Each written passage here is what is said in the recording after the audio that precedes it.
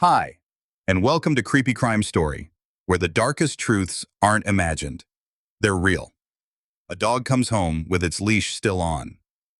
Gifts sit untouched under a Christmas tree. 90 miles away, Cold Bay water hides a secret. In Modesto, California, this Christmas Eve will not be remembered for joy. It will be remembered for a disappearance that gripped the nation.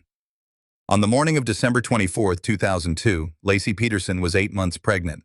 By all accounts, she was healthy, active, and planning for a quiet holiday with her husband, Scott, and the arrival of their first child, a boy they intended to name Connor.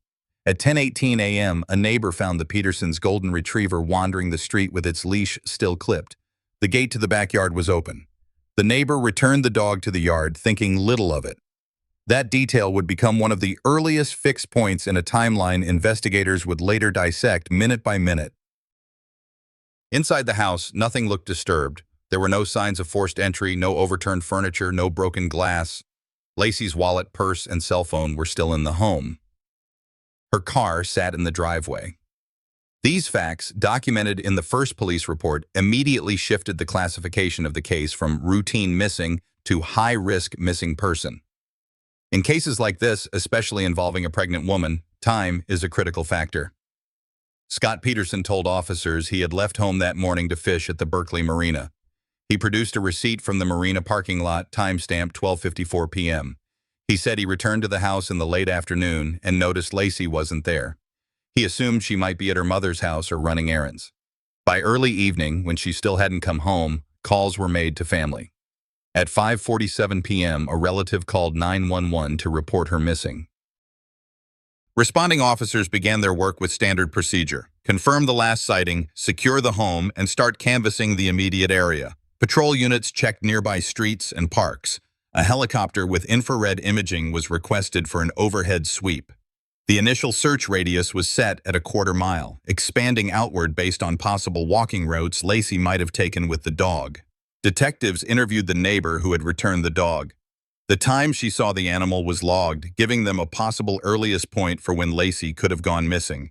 They also spoke with family members, establishing her plans for the day. There were no reports of her expressing fear or planning to leave voluntarily. In missing adult cases, voluntary disappearance is considered. But in this situation, pregnancy and the absence of personal items from the home made that scenario unlikely.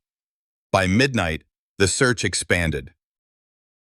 Officers checked hospitals, urgent care facilities, and verified with Highway Patrol dispatch for any reports of an accident involving a woman matching her description. Nothing matched. The first day of investigation ended without a confirmed sighting after the morning hours.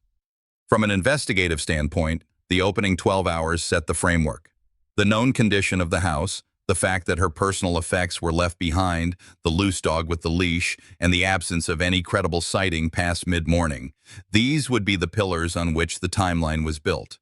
The question for investigators was direct. Did Lacey leave the house willingly that morning, or did someone intervene before she had a chance to return? And if someone did, where did they take her so quickly, leaving no trace in the immediate area? In major case work, the first objective is simple and unforgiving. Build a timeline that can survive cross-examination.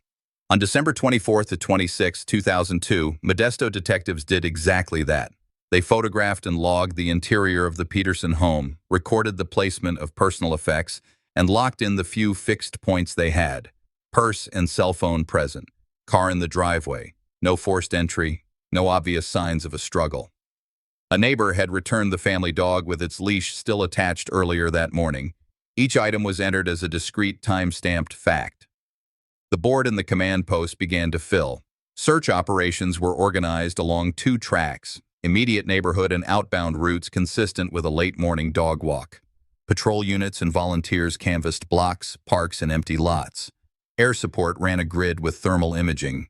Hospitals and urgent care centers were contacted to rule out an unidentified patient matching Lassie's description. The Highway Patrol dispatch centers were queried for collision reports or roadside contacts involving a pregnant woman. Nothing hit. Detectives moved fast to lock down what Scott Peterson said he did that day. His statement included a trip to the Berkeley Marina for a short fishing outing. Investigators documented a parking receipt time-stamped 12:54 p.m. They verified the lot's receipt system and confirmed the stamp format for that date. Officers requested any available boat ramp logs and performed a walkthrough at the marina to assess possible launch points and sightlines. Nothing in those checks contradicted the receipt. Equally, nothing confirmed a companion or an encounter that would explain a missing woman from Modesto. Back at the residence, the first walkthrough produced a clean baseline. Doors and windows were intact. Kitchen, living areas, and bedroom were photographed. Laundry machines were noted but not flagged as anomalous. Temperature of the water heater and thermostats was recorded as part of routine documentation. Packages under the tree were undisturbed. Investigators did not declare a crime scene at the home. Without evident trauma indicators, the house remained a point of origin, not proof of violence. Phone work began. Detectives obtained emergency consent to preserve call detail records for both spouses and close family contacts. In 2002, cell site precision was limited. Still, call times, tower registrations, and voicemail activity could be aligned to witness statements. Officers checked landline logs at the Peterson residence and captured answering machine contents. Messages from family asking for Lacey's whereabouts placed concern earlier than the 911 call, reinforcing that by late afternoon, her absence was already unusual. Canvas teams documented the neighbor who returned the dog and locked the estimated time window. That window constrained the earliest point when Lacey could have gone missing. Other neighbors were interviewed for door-to-door delivery sightings, utility crews, solicitors, or unfamiliar vehicles on the block. A few residents reported seeing the dog loose. Those notations were kept separate from any claimed sighting of Lacey to avoid contaminating the victim timeline with animal sightings alone. Weather reports, temperature, wind, barometric pressure were added to the folder because later, if water became relevant, tide and drift modeling would depend on them.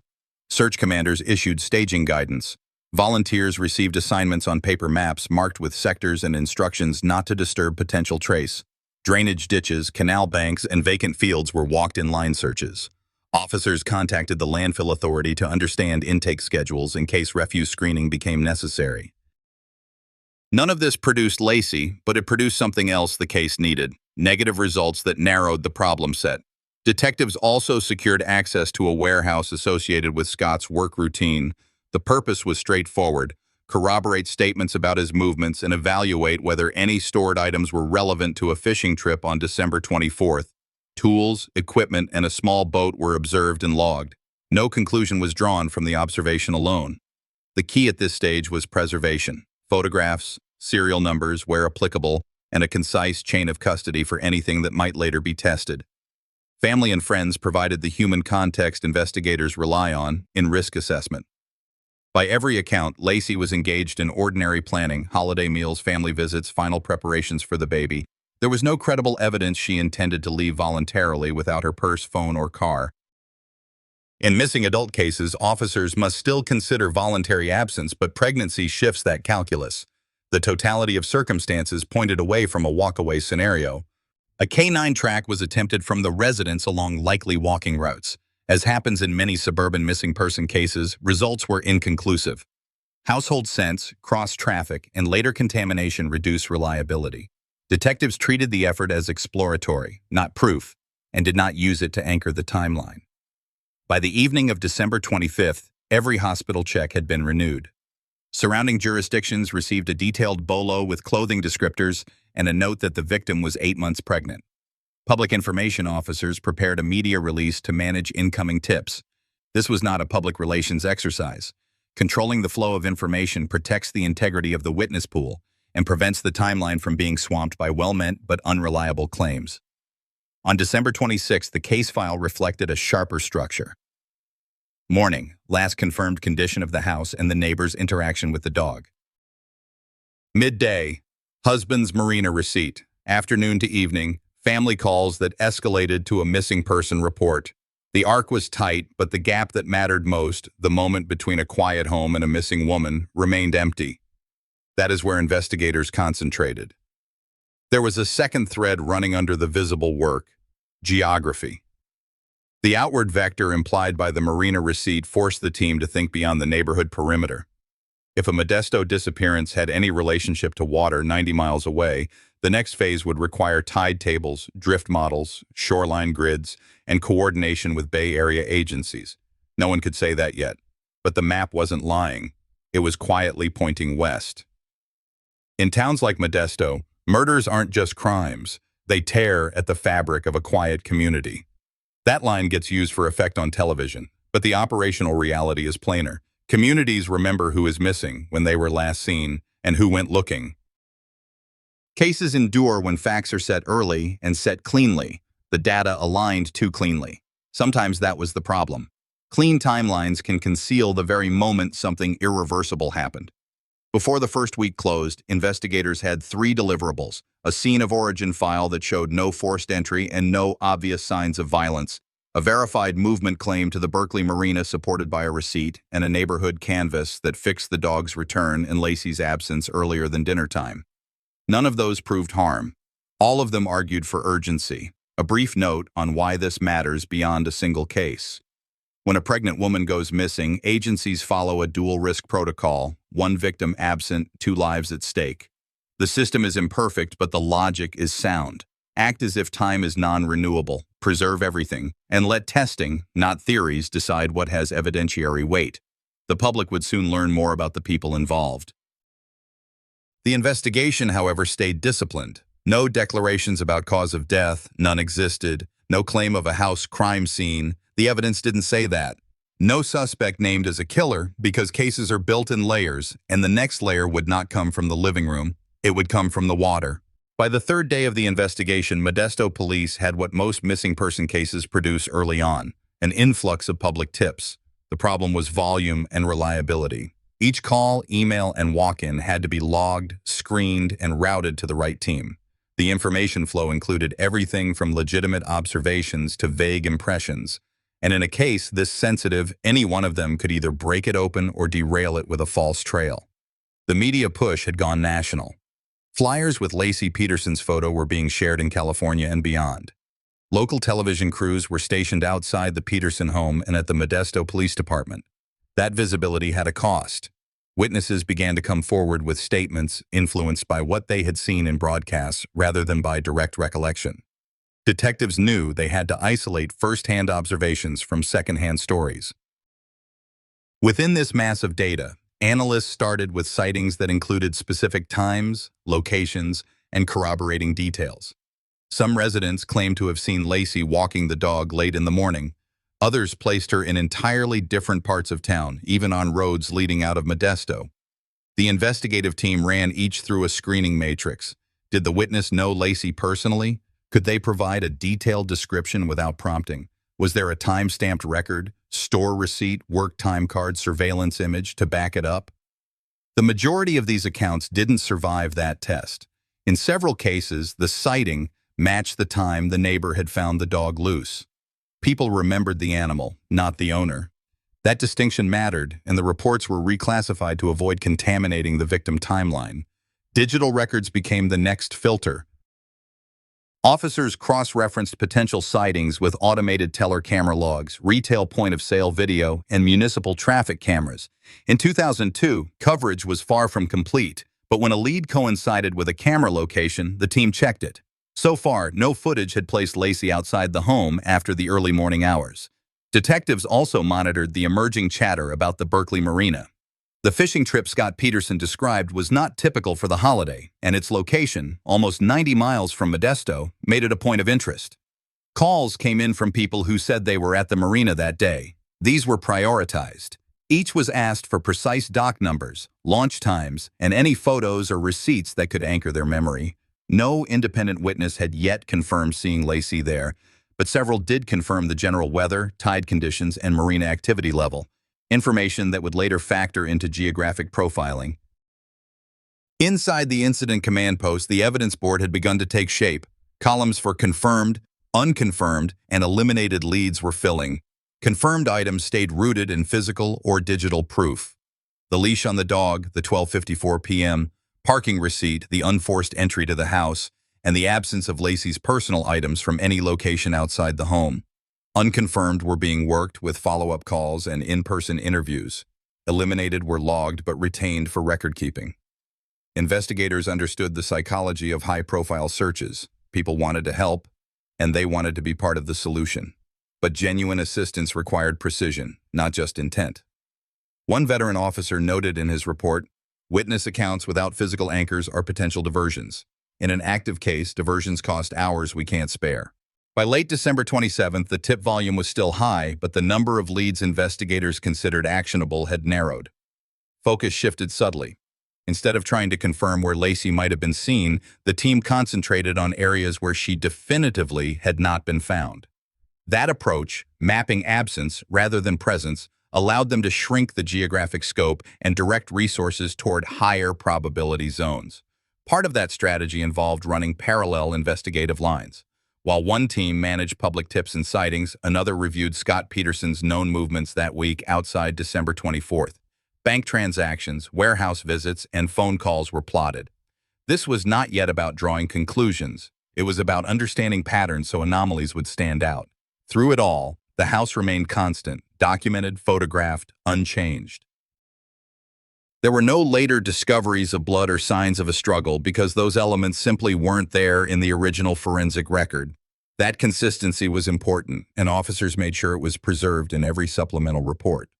By the close of the first week, the investigation had moved from reactive to selective. They were no longer chasing every reported sighting. They were testing each against physical or digital verification. The outward vector, the possibility of a connection to the bay, was not yet proven, but it had survived the first round of eliminations. In cases like this, the first real break often comes when the noise dies down and the remaining facts point in a direction that can be tested. The question for the team was whether that direction would be found on land or on water. By early January 2003, 2 weeks had passed since Lacey Peterson was last seen alive. Investigators in Modesto, California were under increasing pressure. The missing persons case of a visibly pregnant woman in her final month of pregnancy had now drawn state and national media attention. The Modesto Police Department expanded their operational command. Search efforts, initially focused within a few miles of the Peterson home, widened to include open fields, irrigation canals, and the San Francisco Bay. Officers coordinated with the California Highway Patrol, the Department of Justice, and volunteer search groups, ensuring every new lead was logged and verified before deployment. Key procedural focus at this stage was establishing a complete, verifiable timeline of Lassie's final 48 hours. Detectives revisited every earlier interview, cross-referencing statements with physical and digital evidence. Phone records, bank transactions, and witness accounts were re-examined for consistency. The aim was to determine not just where Lacey had been last seen, but whether there were any gaps that could not be explained. Scott Peterson's movements came under closer scrutiny. In interviews, he repeated that on December 24th he had gone fishing at the Berkeley Marina. Investigators obtained receipts, cell tower data, and verified his marina parking stub. However, the location raised questions, particularly why he had chosen to drive nearly 90 miles to fish in cold December weather when the couple had holiday plans. While no forensic evidence had been recovered linking the area to Lacey's disappearance, the geographic link was now on record. As the search area expanded, specialized cadaver dogs were deployed at multiple sites. They alerted in certain zones, but without physical remains, the alerts could not be treated as conclusive evidence. Water search teams, equipped with sonar, began scanning sections of the bay. This was a time-intensive process, often slowed by tides and weather, but investigators kept these search grids open on their operational map. The media pressure was relentless. Daily press briefings were given, but police deliberately withheld certain operational details to avoid compromising the investigation. Rumors circulated rapidly, some suggesting sightings of Lacey in neighboring states, others claiming she had been abducted. Each tip was logged. Most were eliminated quickly, but a few warranted field follow-ups. Behind the scenes, detectives were also working with forensic accountants to check for unusual financial activity, not only in Lassie's accounts but also in joint finances and insurance records. Nothing definitive had been found yet, but these checks remained active. The case now had 2 concurrent tracks: active search and recovery operations in both land and water. Comprehensive background and relationship investigation into everyone close to Lacey, including but not limited to her husband, to identify motive, opportunity, and means. Every hour without a lead made the urgency sharper. The absence of a confirmed crime scene remained the most significant barrier. Detectives were well aware, without a scene, physical evidence would be minimal, and the case could remain circumstantial for months. By early February 2003, the investigation into Laci Peterson's disappearance had shifted into a phase defined less by public searches and more by the meticulous, often unseen, work of forensic specialists. Detectives had already collected a significant body of witness statements and circumstantial evidence, but the absence of Laci's body continued to be the central challenge. Without a victim recovered, the prosecution's case leaned heavily on physical traces, digital data, and behavioral evidence. Forensics teams revisited the Peterson home with advanced luminol testing, scanning for latent bloodstains that might have been missed in initial sweeps. The results yielded no visible large-scale blood patterns, reinforcing the theory that if foul play occurred inside the home, the scene had been cleaned or the act had taken place elsewhere. Still, investigators collected trace fibers and hair samples, sending them to the state crime lab for DNA comparison. Analysts matched certain hair strands to Laci, found in Scott's boat, and on a pair of pliers retrieved from its storage compartment, an early indicator tying her to the vessel. Digital evidence also began to take shape. Computer forensics confirmed that on December 8, 2002, just weeks before Laci's disappearance, Scott had conducted internet searches for tide charts in the San Francisco Bay and specific fishing locations. Detectives cross-referenced those searches with GPS pings from Scott's cell phone on December 24th, placing him near the Berkeley Marina, consistent with his statement that he had gone fishing alone that morning. However, the combination of his sudden interest in that area, the matching timelines, and the absence of corroborating witnesses who had seen him launch or fish raised further suspicion. At the marina itself, dive teams conducted targeted sweeps of the waters Scott claimed to have fished. The murky conditions limited visibility, but sonar and dragline searches were deployed. These operations yielded no remains at that stage, but they did recover concrete dust and residue samples from the boat's anchor area, materials later analyzed and found to be consistent with homemade anchors.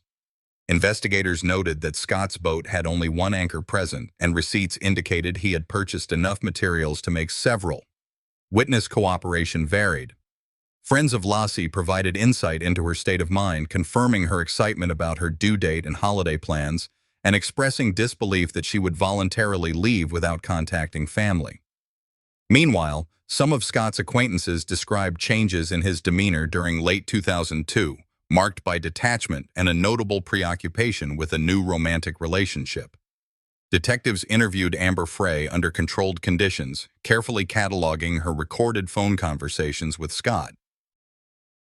These recordings, in which Scott maintained the facade that he was a widower before Laci was even reported missing, would later become critical at trial. In March 2003, investigators presented a more cohesive timeline to the district attorney. Laci was last seen alive on the evening of December 23rd. Scott's fishing trip to the bay aligned with tidal conditions that could conceal remains, and his post-disappearance conduct, selling her vehicle, inquiring about selling the house, and maintaining an affair, further pointed toward premeditation. Still, without a body, the case hinged on whether circumstantial and forensic evidence could meet the burden of proof. By early 2004, the Peterson investigation had entered its final prosecutorial phase. The forensic timeline, painstakingly built over months, now needed to be airtight. Every data point, from cellular tower pings to witness statements, was re-examined against known events in December 2002. The San Francisco Bay recovery scene, though grim, remained central. The discovery of both Laci Peterson and the couple's unborn child had provided prosecutors with a physical anchor for their theory. Autopsy reports indicated no visible trauma due to the advanced decomposition, but certain findings, such as the presence of twine-like material and the positioning of the remains, were consistent with prolonged submersion. Digital evidence had also been organized into a clean evidentiary chain. Scott Peterson's search history for boating and fishing conditions, coupled with a series of receipts for concrete mix, fit the state's narrative. Investigators confirmed that at least 4 homemade concrete anchors had been fabricated, though none were recovered from the bay. Witness testimony moved into sharper focus.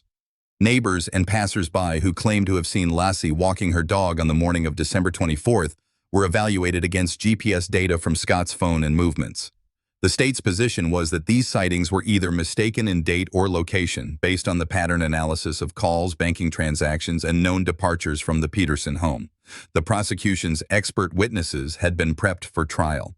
Specialists in marine drift patterns were ready to testify that the recovery location of the bodies was consistent with a launch point near the Berkeley Marina, the same area Scott had admitted to fishing on the day of Lassie's disappearance. In parallel, the defense prepared to challenge each link in the state's chain. They focused on the absence of direct evidence, no eyewitness to the killing, no confirmed cause of death, and no recovered murder weapon. Their counter-theory relied heavily on sowing doubt about the timing of Lassie's death and suggesting possible abduction scenarios. From an investigative standpoint, this phase was about tightening procedural integrity. Every exhibit was cross-checked for admissibility. Any inconsistencies in officer reports, forensic logs, or lab timelines were reconciled. Detectives who had been with the case since day one reviewed their original statements to ensure no contradictions under cross-examination. In the narrative of the case, this was the point of no return. The state had assembled its final presentation of evidence. The defense had drawn its battle lines. What remained was the public courtroom battle, a space where the controlled environment of the investigation would give way to the unpredictability of trial strategy. The venue moved to San Mateo County to control pre-trial publicity. Inside a Redwood City courtroom in 2004, the case shifted from investigation to proof. What mattered now was what could be admitted, authenticated, and explained to a jury under oath. The prosecution opened with a clear structure, timeline, geography, and conduct. Jurors heard about the last confirmed movements on December 23, 2002, the neighbor returning the Petersons' dog on the morning of December 24th, and the absence of forced entry or visible trauma inside the Modesto home. The state then tied those facts to the Berkeley Marina, presenting the time-stamped parking receipt from 12:54 p.m. on December 24th and testimony that the defendant had been fishing alone that day.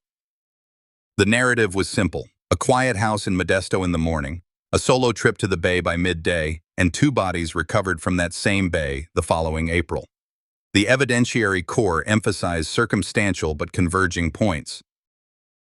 A dark hair consistent with Lassie's was recovered from pliers on the defendant's small aluminum boat. Analysts described concrete residue associated with homemade anchors and purchasing patterns that, in the state's view, exceeded what one small craft would need. Marine science testimony addressed tides and drift, explaining how remains could surface near the Richmond shoreline if a body entered the water from a marina on the Central East Bay. No expert claimed a cause of death. The medical examiner confirmed decomposition prevented that determination. The state did not overreach on forensics. Instead, it argued accumulation, enough separate pieces fitted to a single root. Jury attention sharpened when recordings were played.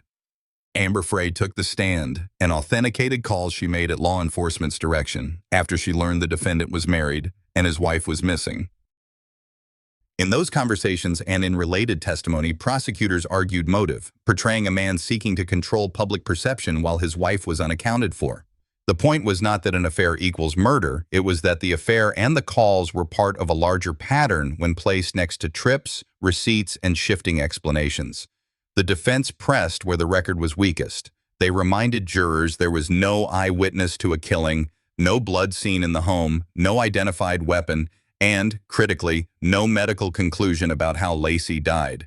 They challenged the Marina theory by attacking the reliability of tide modeling and by suggesting that unconfirmed sightings of Lassie could have been real but misdated.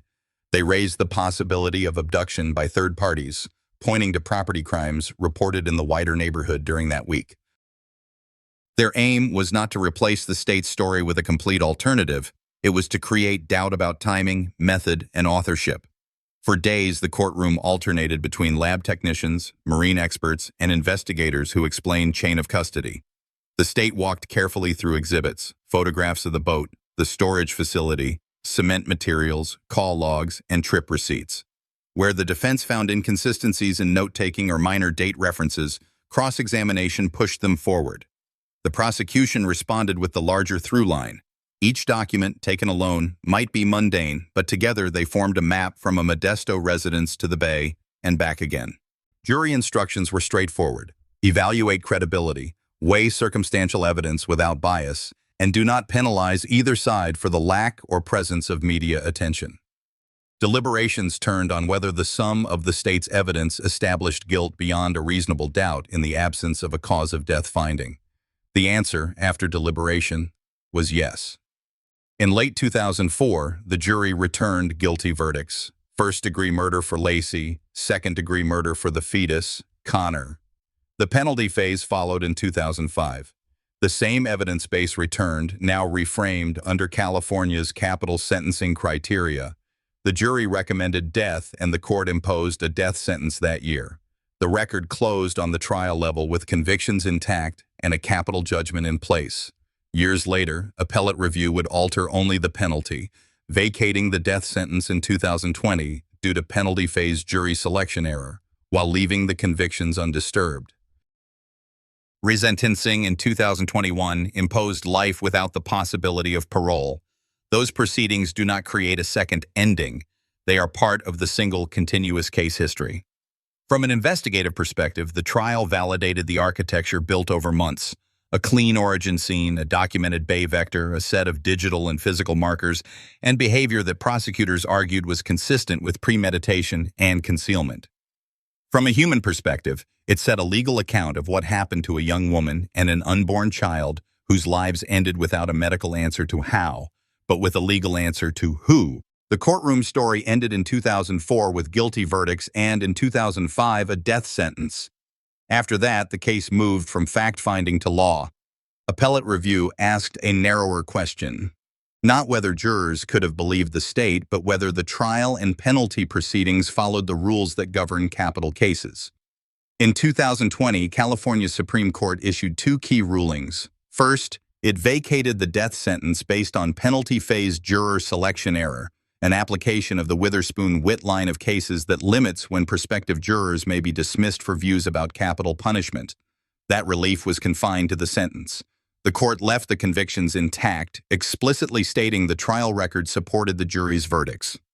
Second, the court ordered a limited remand to test an allegation of juror misconduct unrelated to the penalty phase error. After evidentiary hearings in the trial court, the judge concluded the claim did not justify a new trial. The convictions remained undisturbed. On December 8, 2021, in open court, the trial court resentenced Scott Peterson to life without the possibility of parole. That outcome is not a second ending. It is the single case continuing along one track. Verdicts affirmed, punishment corrected for a legal error, and then fixed at permanent incarceration. Victim impact statements were received consistent with California law, and custody transferred under the life without parole judgment. Post-conviction work did not stop, but its scope narrowed. In 2024-2025, the Los Angeles Innocence Project entered the case on a limited testing theory. The court permitted DNA testing of a single duct tape sample. Broader requests were denied. As of August 10, 2025, no court has vacated the convictions or ordered a new trial. The legal posture is straightforward. The guilt findings stand. The sentence is LW up. Collateral testing continues within tight judicial limits. Why that matters to the public record: this case has features that make investigation and prosecution difficult. No forced entry crime scene at the house, remains recovered months later from San Francisco Bay, and a medical cause of death that is undetermined due to decomposition. Those same features also explain the trial strategy. The state did not claim what it could not prove. It argued a converging circumstantial mosaic: the Modesto origin, the Bay vector, the boat and anchor evidence, a hair consistent with Lassie on the boat's pliers, digital footprints and receipts, and post-disappearance conduct that, taken together, supported the verdicts. Appellate courts corrected a penalty phase error but did not rewrite that evidentiary core. Limited DNA motions and aging files carry public expectations they rarely meet. Adhesive-backed items degrade. Trace transfer and laboratory sensitivities raise interpretation questions, and even a result, positive or negative, must be weighed against chain of custody history and what the jury already knew. Courts typically allow narrow testing when a method was not previously available or when results could be material.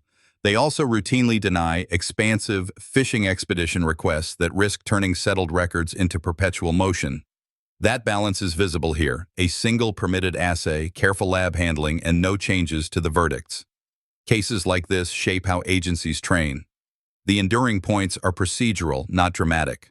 Set the timeline first, preserve every artifact, expect decomposition to limit medical conclusions, and translate complex drift, title, and trace analyses into plain language a jury can evaluate. Communities also learn the practical value of early reporting and disciplined searches when a pregnant woman is missing. Those are not abstract lessons, they are the reasons similar cases reach court at all. The human center remains constant. Lacey Peterson and her unborn son, Connor, are not footnotes to a legal process. Families live with records, anniversaries, and the quiet knowledge that some questions, especially how, may never have a definitive forensic answer. The criminal justice system addressed what it could with what the evidence allowed, and it left a documented trail from disappearance to verdict to permanent sentence. I'll leave you with this. Cases like Lassie's remind me justice isn't a single moment. It's a discipline. Report early, preserve evidence, respect timelines, and stand with families after headlines fade. When proof is circumstantial, integrity and patience carry the weight. What did this case change for you? About safety, about listening, about what we demand from our system? If this story reached you, tell me where you're watching from, or what you disagree with and why. And if you want more verified true crime told straight, please subscribe. Your voice keeps this work honest.